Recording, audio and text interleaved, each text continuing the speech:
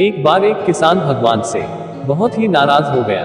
किसान बहुत मेहनती था, बहुत मेहनत से खेतों में अनाज उगाता, उसकी देखभाल करता, पर अक्सर उसकी फसल खराब हो जाती। कभी सूखा पड़ जाता, कभी बाढ़ आ जाती, कभी तेज धूप, कभी आंधी, कोई न कोई कारण बन ही जाता कि उसकी फसल खराब हो जाती। एक दिन वह किसान गुस्से में आसमान की ओर देखकर भगवान से कहा, हे ईश्वर, आपको लोग सर्वज्ञता मानते हैं कि आप सब जानते हैं, कहते हैं कि आपके इच्छा के बिना एक भी पत्ता नहीं हिलता, पर मुझे तो लगता है कि आप छोटी बात भी नहीं जानते। आपको तो ये भी नहीं पता कि खेती बाड़ी कैसे करते हैं। अगर आप जानते होते तो हर समय जो बाढ़, आंधी और तूफान आते हैं वो कभी नहीं आते। आप नहीं जानते कि कितना नुकसान उठाना पड़ता है हम किसानों को। यदि आप मेरे हाथ में यह शक्ति दे दे कि जैसा मैं चाहूं वैसा मैं मौसम कर दूं, फिर आप देखना मैं अन्न के भंडार लगा दूंगा। भगवान इस किसान के तीखे वाक्य सुनकर मुस्कुरा रहे थे और वह किसान के सामने प्रकट होकर बोले, मैं आज से तुझे यह शक्ति देता हूं कि तुम अपनी खेतों पर तुम्हारी जैसी इच्छा ही तुम वैसा मौसम कर दोगे। मैं बिल्कुल भी दखल नहीं दूंगा, तुम्हारी इच्छा से सब कुछ होगा। किसान बहुत खुश हो गया। किसान ने गेहूं की फसल अपनी खेतों में बोई। जब उसे लगा कि खेतों को धूप चाहिए तो खेतों को धूप मिले, जब पानी बरसना चाहिए तभी पानी, वर्षा, आंधी, तूफान, बाढ़, कुछ भी उसने अपने खेतों पर आने नहीं दिया। किसान के खेत में इस वर्ष ऐसी फसल हुई जैसी कभी नहीं हुई थी।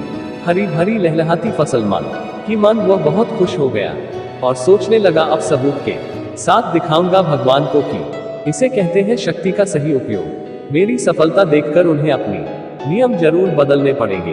कुछ दिन गुजरे, फसल कटने को तैयार हुई।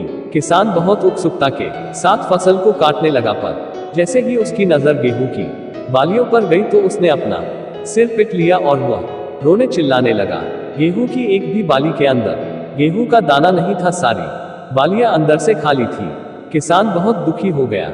उसने भगवान को रोते हुए फिर पुकारा, हे प्रभु, तुमने ये मेरे साथ क्या किया? क्या तुमने मुझे कोई सजा दी? भगवान बोले, पुत्र, ये तो होना ही था। तुमने पौधों को संघर्ष करने का मौका ही कहा दिया, ना तो तुमने उन्हें आंधियों से जूझने दिया, ना तेज बारिश से सहने दिया और ना ही धूप में तपने दिया। एक भी चुनौती का सामना तुमने उन्हें नहीं करने दिया, इसीलिए सारे पौधे अंदर से खोखले रह गए। जब आंधी, तूफान, तेज बारिश और धूप पड़ती है तभी ये पौधा अपने अस्तित्व को बचाने के लिए संघर्ष करते हैं और इसी संघर्ष से एक बल पैदा होता है जिसमें शक्ति होती है, ऊर्जा होती है, और यही ऊर्जा पूर्ति तेरे गेहूं के दानों की तरह जो नहीं फूटी, तूने उन्हें कठिन परिस्थितियों से गुजरने ही नहीं दिया जहां उनके अस्तित्व का जन्म होता। सारी बालियां इसीलिए खाली है, इसमें एक भी गेहूं का दाना इसलिए नहीं है क्योंकि तुमने अपने पौधों को संघर्ष कराया ही नहीं। याद रखिए, स्वर्ग में सवर्णीय आभा तभी आती है जब वह आग में तपने, गलने और हथौड़े से पीटने जैसे संघर्षों से गुजरता है। कोयले का टुकड़ा हीरा तभी बनता है जब वह उच्च दाब और उच्च ताप की मुश्किल परिस्थितियों से गुजरता है। इसी तरह यदि हमारी जिंदगी में कोई संघर्ष ही ना हो, कोई चुनौती ही ना हो, तो हम भी गेहूं की बालियों की तरह खोखले रह जाएंगे। कोई अस्तित्व नहीं होगा हमारा। विपरीत परिस्थितियां, चुनौतियां हमें और अधिक निखारती है। यदि जीवन में कठिन परिस्थितियां और चुनौतियां आए तो घबराना मत, बल्कि सामना करना, विश्वास करना कि आप और अधिक निखर जाओगे और अधिक मजबूत बन जाओगे। किसी ने कितना सही कहा है, जिंदगी जीना आसान नहीं होता बिना संघर्ष। कोई महान नहीं होता जब तक ना पड़े हथौड़े की चोट, तब तक पत्थर भी भगवान नहीं होता।